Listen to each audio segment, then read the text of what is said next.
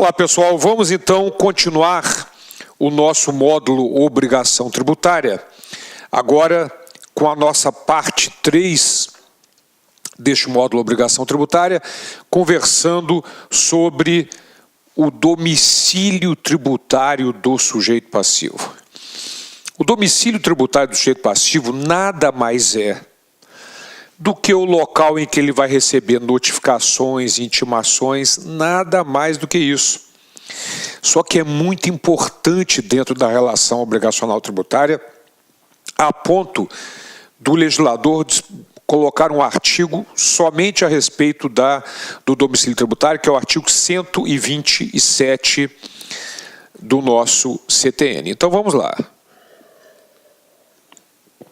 Artigo 127 do Código Tributário Nacional.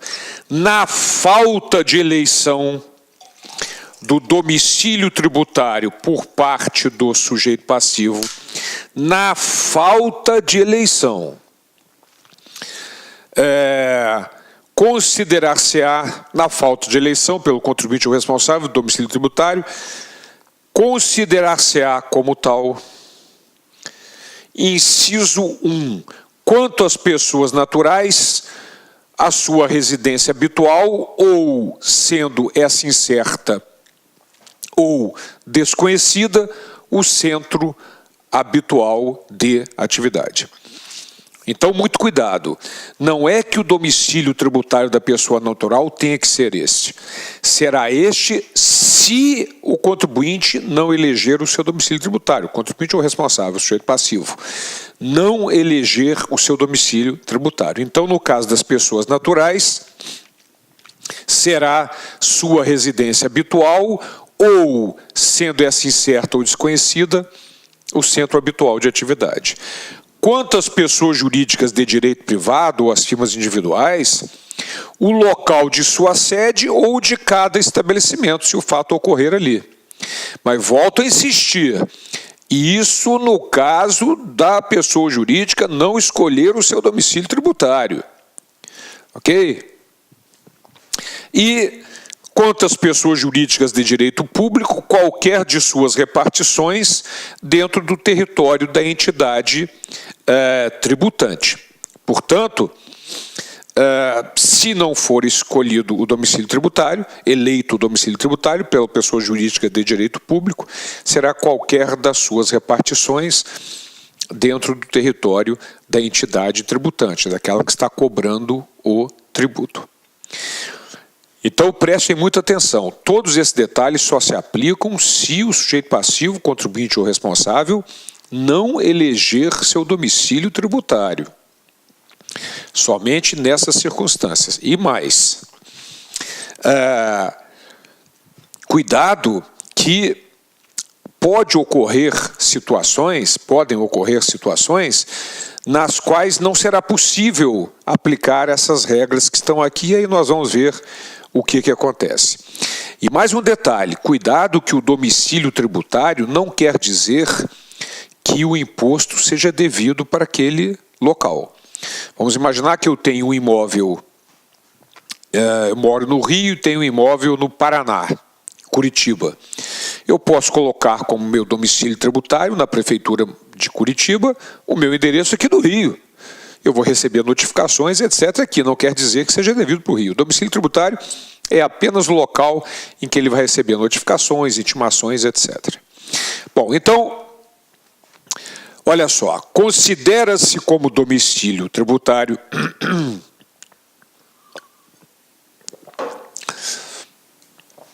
na falta de eleição por parte do sujeito passivo. Aí sim, no caso das pessoas naturais, sua residência habitual ou, se incerta ou desconhecida, o centro habitual de atividade. No caso das pessoas jurídicas de direito privado, o local da sede ou de cada estabelecimento. E no caso das pessoas jurídicas de direito público, qualquer das suas repartições dentro do território da entidade tributante. Mas isso, volto a insistir de novo, Borba, de novo. Volto a insistir. Isso só ocorre na falta de eleição do domicílio tributário por parte do sujeito passivo. Ok? Maravilha. Então, aí vem aquela pergunta. Vamos imaginar o seguinte: a pessoa natural não fez a eleição do seu domicílio tributário. Não fez. E aí, então será a sua residência habitual. Não tem. Ah, então o centro habitual de atividade. Não tem também. E aí? Como é que fica a situação? Pessoa jurídica de direito privado não fez a eleição do seu domicílio tributário e não há sede ou estabelecimento ali. Pessoa jurídica de direito público não fez a eleição do seu domicílio tributário e não tem nenhuma repartição dentro do território da entidade tributante. E aí? Como é que fica essa situação? Vamos lá.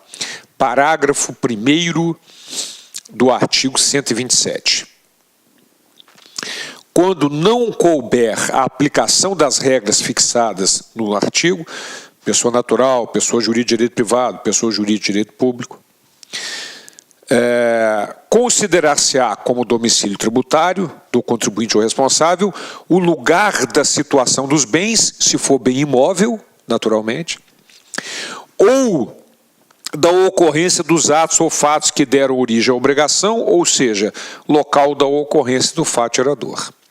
Então, minha gente, voltando aqui, se não for possível, não houve eleição do domicílio tributário e não foi possível conhecer a residência habitual ou o centro habitual de atividade, o camelô, por exemplo.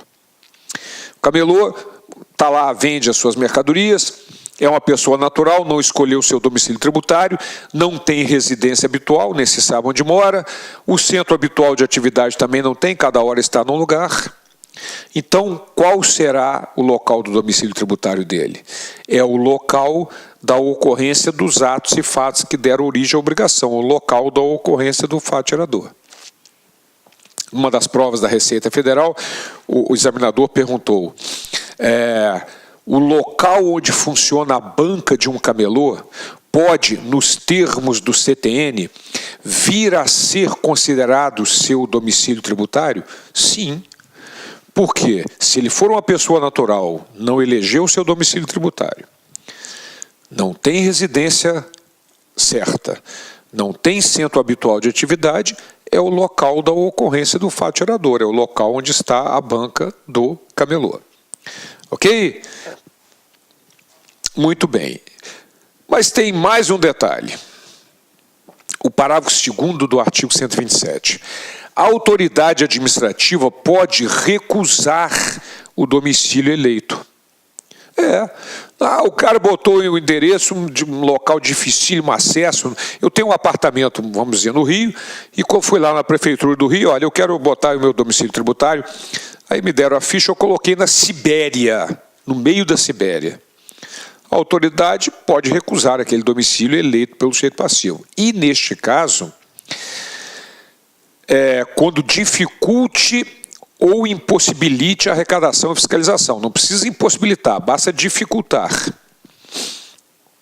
Aplicando-se, então, a regra do parágrafo anterior, ou seja, considerar-se-á como domicílio tributário, se for bem imóvel, o local da situação do bem. Se for bem móvel, o local da ocorrência do fato gerador. Então, você vai observar que existem duas situações nas quais considerar-se-á como domicílio tributário o local da situação dos bens, se for bem imóvel, ou o local da ocorrência do fato gerador, se for bem móvel. Quais são elas? Quando o contribuinte não elegeu o seu domicílio tributário e não foi possível aplicar as 3 regras, né, previstas no Código Tributário Nacional, no artigo 127, ou quando ele elegeu, mas a autoridade recusou por impossibilitar ou dificultar a arrecadação e a fiscalização. Então vamos lá ver isso. Nessas duas circunstâncias, não havendo eleição do domicílio por parte do sujeito passivo e não cabendo a aplicação de nenhuma das 3 hipóteses do artigo 127, ou ainda, Quando o domicílio tributário é eleito pelo sujeito passivo impossibilitar ou dificultar a arrecadação e a fiscalização, nessas duas hipóteses, considerar-se-á como domicílio tributário o local da situação do bem, sendo bem imóvel, ou o local da ocorrência do fato gerador, sendo bem móvel. Então, é assim que funciona a questão do domicílio tributário do sujeito passivo. Mas vamos...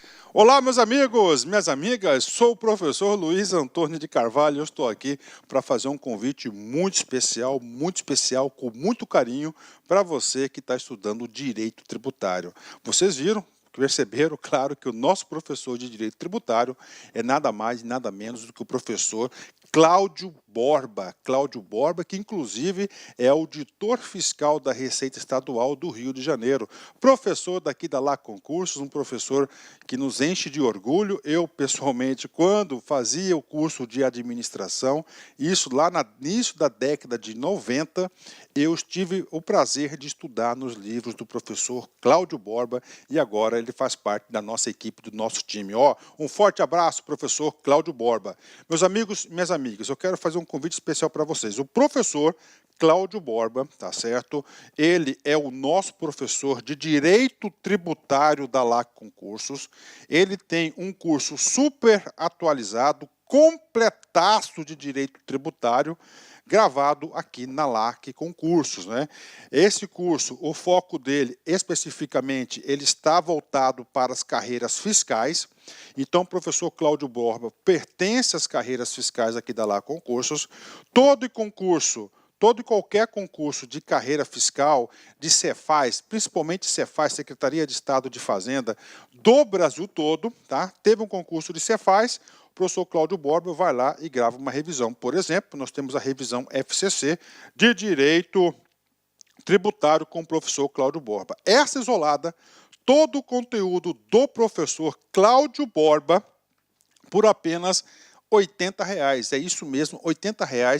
Durante 90 dias de acesso, você vai ter direito aí a assistir quantas vezes quiser e na hora que desejar. Professor, parcela esses R$ 80, com certeza você pode parcelar esses R$ 80 ainda em 10 vezes sem juros no nosso operador financeiro, ou seja, R$ 8 por mês, mais barato que uma coxinha, né? Tá certo, meus amigos? Então, olha só, qualidade e preço, competitividade é aqui na Lá Concurso. Pode vir, pode fazer essa isolada com o professor Cláudio Borba, que eu tenho certeza absoluta que você ficará super competitivo. Tá certo, meus amigos?